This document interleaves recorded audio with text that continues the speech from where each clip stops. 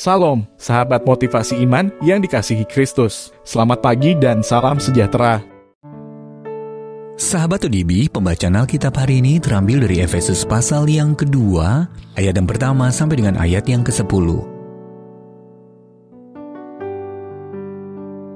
Semuanya adalah kasih karunia. Kamu dahulu sudah mati karena pelanggaran-pelanggaran dan dosa-dosamu. Kamu hidup di dalamnya, karena kamu mengikuti jalan dunia ini. Karena kamu mentaati penguasa kerajaan angkasa, yaitu roh yang sekarang sedang bekerja di antara orang-orang durhaka.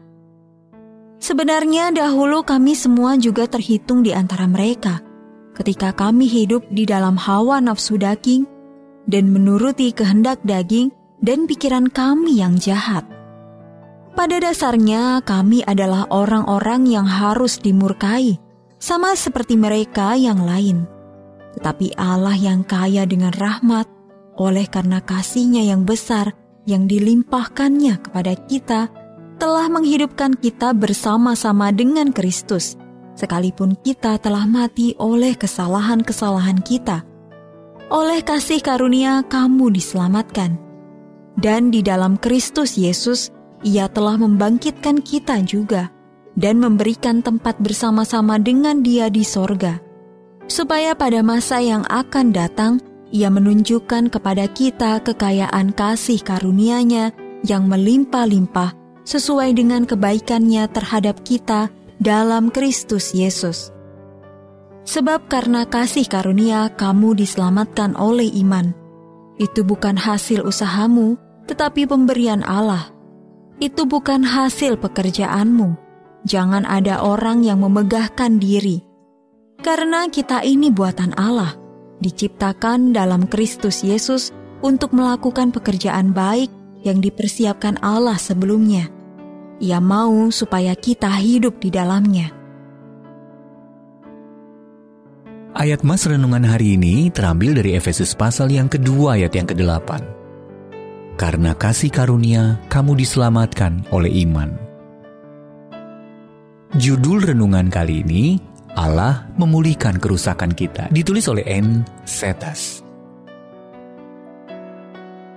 Colin dan istrinya Jordan berkeliling di sebuah toko kerajinan guna mencari benda seni untuk dipajang di rumah mereka. Colin merasa sudah menemukan barang yang tepat, lalu memanggil sang istri untuk melihatnya. Pada sisi kanan pajangan berbahan keramik itu tertulis kasih karunia. Namun pada sisi kirinya terdapat 2 retakan yang cukup panjang. Loh, barang ini rusak, seru Jordan sembari mencari benda serupa yang tidak rusak dari rak. Akan tetapi Colin berkata, bukan rusak, justru itu intinya. Sebagai manusia kita semua rusak, tetapi kemudian kasih karunia itu datang dan itu intinya. Mereka pun memutuskan membeli pajangan yang retak itu. Ketika mereka hendak membayarnya, petugas kasir sempat berseru, "Oh tidak, ini rusak."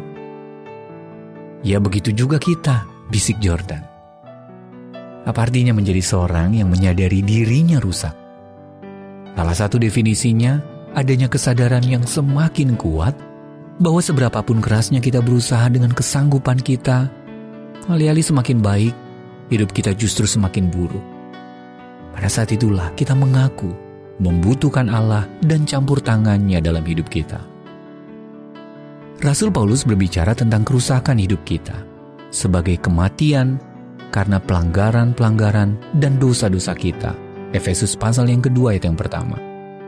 Jawaban bagi kebutuhan kita untuk diampuni dan diubahkan tertulis di ayat 4 dan 5. Tetapi Allah yang kaya dengan rahmat oleh karena kasih-Nya yang besar yang telah dilimpahkannya kepada kita, telah menghidupkan kita oleh kasih karunia. Kita diselamatkan. Allah mau memulihkan kerusakan kita dengan kasih karunia-Nya. Ketika kita mengakui, aku rusak dan hancur ya Allah. Apa yang menyadarkan Anda akan perlunya meminta Allah memulihkan hidup Anda yang rusak? Dan bagaimana Anda kembali membutuhkannya hari ini? Ya Allah, terima kasih atas rahmat-Mu yang melimpah atasku. kiranya aku senantiasa bermegah di dalam Engkau dan dalam anugerah keselamatan darimu yang kuterima melalui iman.